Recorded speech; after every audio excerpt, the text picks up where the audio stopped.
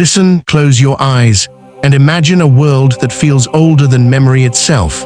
A planet still knitting its skin from fire and rocky. 4 billion years ago, Earth was a place of beginnings. Though none of them yet bore the breath of life, it was a landscape shaped by heat, by impact, by molten motion, and in its silence, a patient chemistry was learning to keep secrets. The sky was not blue. It was a heavy, metallic veil of gases, steam and carbon, methane and ammonia, thick enough to dull the light, to filter the young sun into something faint and distant. There was no oxygen here to feed lungs, no ozone to soften the sun's harshness, only a raw, unfiltered energy that struck the surface and made chemistry leap and twist in ways the future would someday remember. Beneath that sky, the surface of Earth still bore the wounds of creation. Lava flows, like rivers of glassy basalt plains cooling into skin, and then cracking again, continents only in their infancy, scattered fragments of crust that drifted, collided, and dissolved back into the heat. The planet's outer shell was restless, folding and breaking in repeated cycles of birth and ruin. This was a world being made and remade over and over, in an endless, molten rhythm. Rain fell for ages, not the gentle rain we know, but torrents that steamed off hot stone the moment they struck. Water gathered in basins and hollows, pooling into wide, dark oceans that swallowed light quickly. Those first oceans were mineral-rich, heavy with iron and silica and the salts of volcanic breath. They carried the record of every eruption, every ash plume, every meteor's kiss, quiet, deep, and not yet alive. The moon hung closer in the sky, a giant companion born of violence, its gravity tugging at those newborn seas with tides far stronger than ours. Imagine walls of water pushed and pulled across unstable shorelines, scouring, mixing, and exposing pools of warm, concentrated chemistry. These tides were engines of change, and where they lapped against hot rock, something like a prelude to life could have been rehearsed. Impacts still came from the heavens, not the endless storm of the very earliest days, but frequent enough to scar coasts and boil local seas. When a meteor struck, ocean turned to steam and stone to glass. Such events erased and rewrote chemistry in an instant, but they also brought material from space, water, organics, and mineral complexity, seeding the young Earth with ingredients it might otherwise have lacked. Down in the deep where light never touched, vents exhaled hot, mineral-rich water from the planet's interior, towering chimneys of metal and stone. These vents were oases of energy, places where heat and chemistry combined to weave complexity from simplicity. Some laboratories of origin theories place these vents at the center of the first steps toward living systems, not because they were alive, but because they offered gradients, pockets, and flows. Everything chemistry needs to grow organized patterns. On the surface, shallow pools warmed under a thin, harsh light. Lightning split the air, ultraviolet fire struck exposed molecules.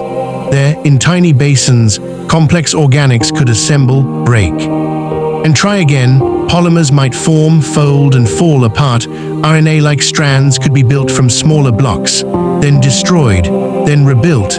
It was a long, patient experiment with no audience. A slow hammering toward systems that could copy and someday remember themselves. Temperature was a story of extremes, pockets of scalding heat where volcanic breaths painted the coastline, and cooler, buffered reaches where oceans held the burn at bay.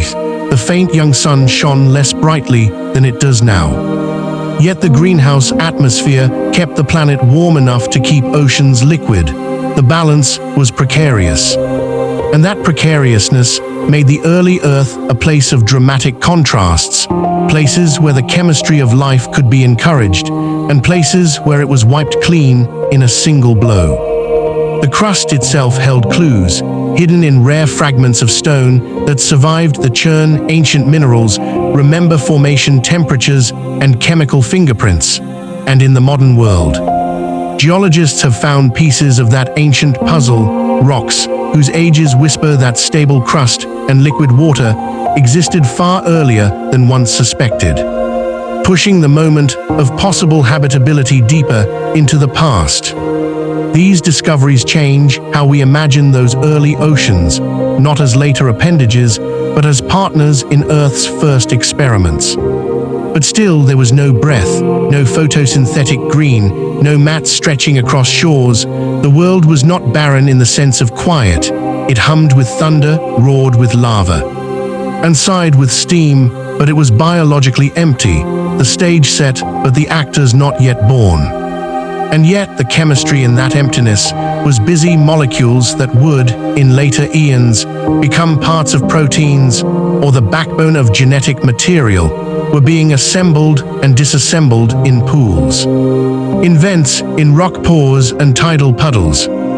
Imagine for a moment an ancient shoreline where a tide pulls back to leave behind a shallow, hot pool. As the sun blisters the surface, molecules concentrate and collide, simple sugars, amino acids, nucleobase precursors.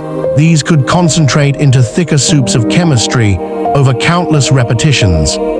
Rare combinations form and persist longer than their neighbors, and it is the persistence of pattern, the memory of structure, that opens the door to something we could, much later, call life. There was patience in this emptiness, not human patience, but geological patience, millions of years folding into millions more, cooling and settling. Impacts growing less frequent as the solar neighborhood calmed. Continents stabilizing into larger blocks that would one day host the first microbial landscapes. This slow opening of niches created diversity of environments, deep vents, warm shallow shores, mineral-rich tidal flats, and isolated basins where chemistry could run its most delicate experiments. The word we use, life, is a loaded one, filled with baggage from everything that comes after. But in 4 billion years ago, the planet was accumulating what life needs: energy flows, chemical gradients, and repeated cycles of concentration and release. The components were abundant. The challenge was organization, how to turn statistical chance into persistent pattern. The planet offered laboratory after laboratory for this transformation.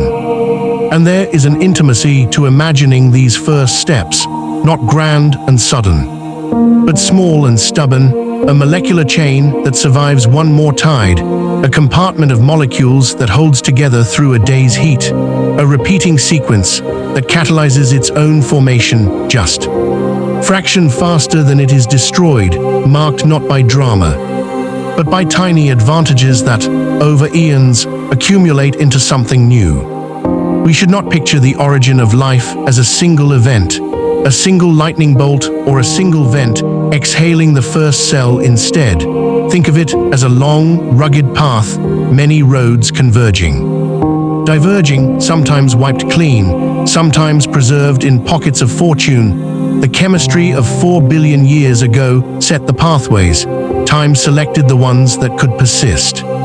This was a planet of paradox, violent and stable at once, destructive and creative together, where storms and impacts could both erase and enable, where the very forces that threatened complexity would also bring the raw materials for it. And so the Earth waited, an unobserved crucible, until the smallest, most tenacious forms of self-organization rose from the noise.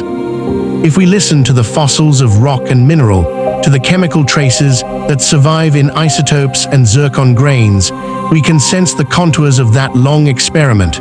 We can say, with caution, that by 4 billion years ago Earth had cooled enough and gathered enough water and chemical inventory for the first whispers of life's chemistry to begin, but the voice would not be heard for some time yet. It took more cooling, more calm, and an impossible number of quiet retries. So when you picture this planet, picture not a dead or barren world, but a patient one, a world that kept making conditions where complexity could be sculpted. Picture heat and rock, wind and water, tides pulled by a nearby moon, and meteors delivering gifts from afar. Picture deep chimneys of hot, chemical breath and shallow pools under a pale, distant sun, and at the edges of our hearing, imagine the faintest click of chemistry finding ways to copy itself. 4 billion years ago, Earth had not yet become a home. It was a workshop, noisy and bright and often cruel. And within that workshop, chemistry rehearsed the first movements of life in time. The rehearsal would become a performance, but for now, we listen to the silence and hear possibility.